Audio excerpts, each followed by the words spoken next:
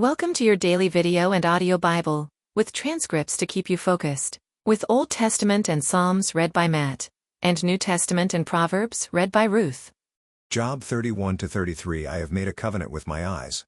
How then could I gaze at a virgin? What would be my portion from God above and my heritage from the Almighty on high? Is not calamity for the unrighteous, and disaster for the workers of iniquity? Does not he see my ways and number all my steps? If I have walked with falsehood and my foot has hastened to deceit, let me be weighed in a just balance, and let God know my integrity. If my step has turned aside from the way and my heart has gone after my eyes, and if any spot has stuck to my hands, then let me sow, and another eat, and let what grows for me be rooted out. If my heart has been enticed toward a woman, and I have lain in wait at my neighbor's door, then let my wife grind for another, and let others bow down on her. For that would be a heinous crime, that would be an iniquity to be punished by the judges. For that would be a fire that consumes as far as Abaddon, and it would burn to the root all my increase. If I have rejected the cause of my manservant or my maidservant, when they brought a complaint against me, what then shall I do when God rises up? When he makes inquiry, what shall I answer him? Did not he who made me in the womb make him? And did not one fashion us in the womb?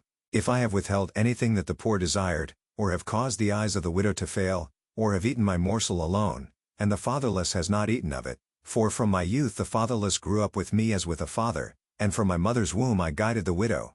If I have seen anyone perish for lack of clothing, or the needy without covering, if his body has not blessed me, and if he was not warmed with the fleece of my sheep, if I have raised my hand against the fatherless, because I saw my help in the gate, then let my shoulder blade fall from my shoulder, and let my arm be broken from its socket. For I was in terror of calamity from God, and I could not have faced his majesty. If I have made gold my trust or called fine gold my confidence, if I have rejoiced because my wealth was abundant or because my hand had found much, if I have looked at the sun when it shone, or the moon moving in splendor, and my heart has been secretly enticed, and my mouth has kissed my hand, this also would be an iniquity to be punished by the judges, for I would have been false to God above. If I have rejoiced at the ruin of him who hated me, or exulted when evil overtook him, I have not let my mouth sin by asking for his life with a curse. If the men of my tent have not said, who is there that has not been filled with his meat? The sojourner has not lodged in the street. I have opened my doors to the traveler. If I have concealed my transgressions as others do by hiding my iniquity in my heart,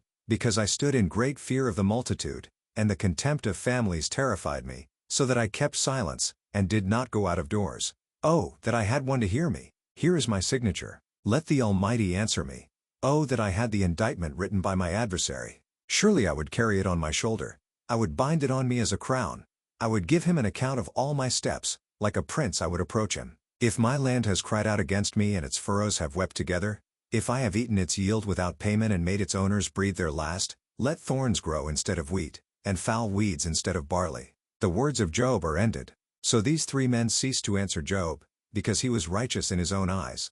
Then Elihu the son of Barachel the Buzite, of the family of Ram, burned with anger. He burned with anger at Job because he justified himself rather than God. He burned with anger also at Job's three friends because they had found no answer, although they had declared Job to be in the wrong. Now Elihu had waited to speak to Job because they were older than he. And when Elihu saw that there was no answer in the mouth of these three men, he burned with anger. And Elihu the son of Barachel the Buzite answered and said, I am young in years, and you are aged. Therefore I was timid and afraid to declare my opinion to you. I said, let days speak, and many years teach wisdom. But it is the Spirit in man, the breath of the Almighty, that makes him understand. It is not the old who are wise, nor the aged who understand what is right. Therefore I say, listen to me. Let me also declare my opinion. Behold, I waited for your words. I listened for your wise sayings.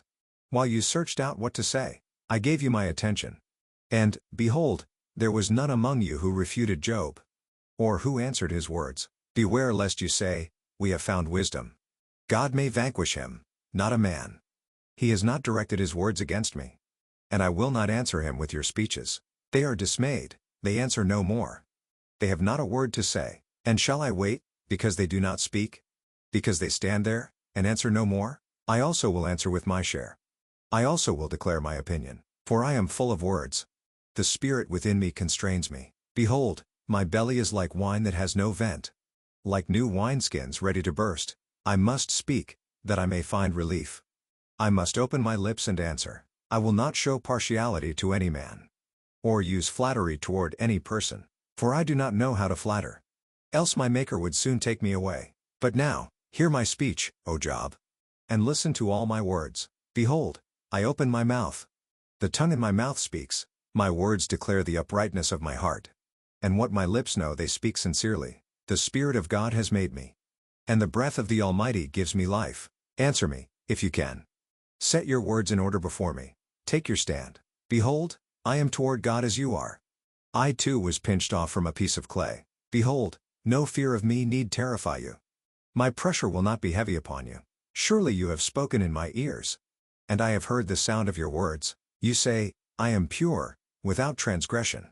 I am clean, and there is no iniquity in me. Behold, he finds occasions against me.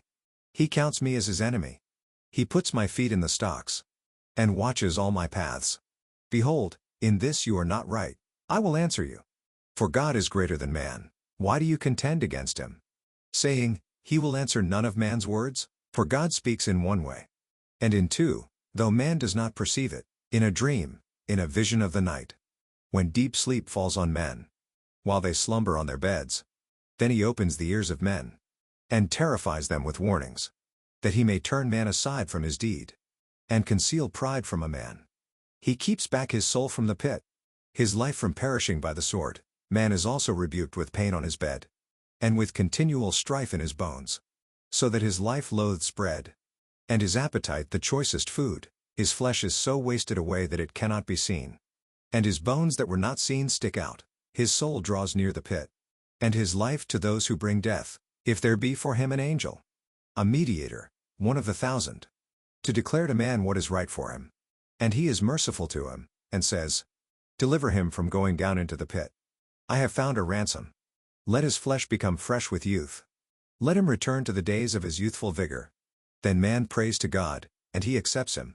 He sees his face with a shout of joy, and he restores to man his righteousness. He sings before man and says, I sinned and perverted what was right, and it was not repaid to me. He has redeemed my soul from going down into the pit, and my life shall look upon the light. Behold, God does all these things, twice, 3 times, with a man, to bring back his soul from the pit, that he may be lighted with the light of life. Pay attention, O Job, listen to me.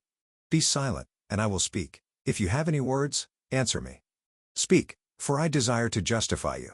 If not, listen to me. Be silent, and I will teach you wisdom. 2 Corinthians 3. Are we beginning to commend ourselves again? Or do we need, as some do, letters of recommendation to you, or from you? You yourselves are our letter of recommendation, written on our hearts, to be known and read by all. And you show that you are a letter from Christ delivered by us, written not with ink but with the Spirit of the living God, not on tablets of stone but on tablets of human hearts. Such is the confidence that we have through Christ toward God.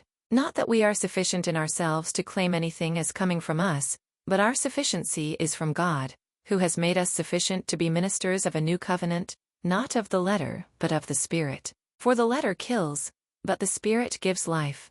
Now if the ministry of death, carved in letters on stone, came with such glory, that the Israelites could not gaze at Moses' face because of its glory, which was being brought to an end, will not the ministry of the Spirit have even more glory? For if there was glory in the ministry of condemnation, the ministry of righteousness must far exceed it in glory. Indeed, in this case, what once had glory has come to have no glory at all, because of the glory that surpasses it. For if what was being brought to an end came with glory, much more will what is permanent have glory. Since we have such a hope, we are very bold, not like Moses, who would put a veil over his face so that the Israelites might not gaze at the outcome of what was being brought to an end, but their minds were hardened. For to this day, when they read the Old Covenant, that same veil remains unlifted, because only through Christ is it taken away. Yes, to this day whenever Moses is read, a veil lies over their hearts. But when one turns to the Lord, the veil is removed. Now the Lord is the Spirit, and where the Spirit of the Lord is, there is freedom. And we all, with unveiled face, beholding the glory of the Lord, are being transformed into the same image from one degree of glory to another. For this comes from the Lord who is the Spirit. Psalm 43. Vindicate me, O God, and defend my cause against an ungodly people. From the deceitful and unjust man deliver me, for you are the God in whom I take refuge. Why have you rejected me? Why do I go about mourning because of the oppression of the enemy? Send out your light and your truth. Let them lead me. Let them bring me to your holy hill and to your dwelling. Then I will go to the altar of God, to God my exceeding joy. And I will praise you with the lyre, O God, my God. Why are you cast down, O my soul, and why are you in turmoil within me? Hope in God, for I shall again praise him, my salvation and my God. Proverbs 22:8-9. Whoever sows injustice will reap calamity, and the rod of his fury will fail. Whoever has a bountiful eye will be blessed, for he shares his bread with the poor. Thank you for joining with us. To be part of the community, please check the link in the description below or check Daily Hope for Revival on Facebook.